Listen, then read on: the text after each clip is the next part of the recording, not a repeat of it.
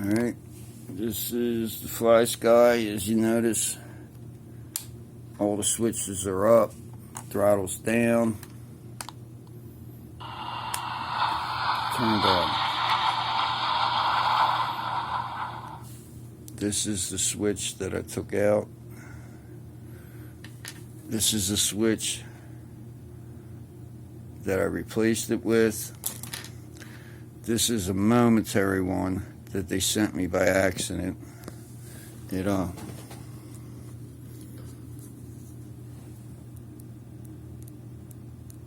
a momentary. So the one I put in is exactly like this. Alright. So what's going on is throttle display. Alright. Now that's on switch C. Okay. You see it move. We'll go back to auxiliary channels, landing gear, and then we're going to put it back to A. Okay. Go back to servo display. Nothing.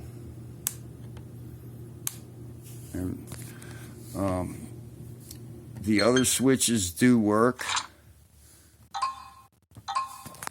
And using this switch, as you can see, changes the rates. And then I'll show you what I did. So now it's this one board right here. I used the hot air gun to take it off and to put it back on. Then I dabbed some on, and you can see there is no solder touching. Alright. Can I hot wire these to the harness? I know that this harness is for the variable control. And then which ones do I have to hot wire to it to make it work? Because this will turn on, and first it says put all switches up. I have to take the battery out and then do it again. Let's see if I can get it to do that. We'll turn it off. All the switches are up. Throttle's down. Let's go try to turn it on. Nope.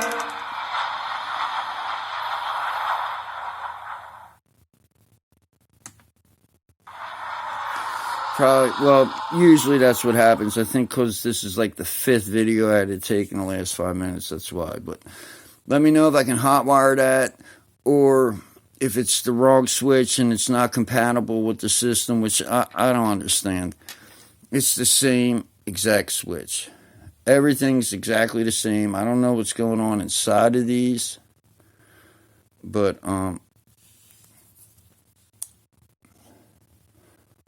as you can see, oh man, it just does not want to focus. And like I said, this is the momentary one. Exact same one. Exact same look. That one has 3 prongs though. I broke this off. And again, like I said, this is momentary. So that's the deal. That's what's going on. If you can get back to me, I appreciate it. Thank you.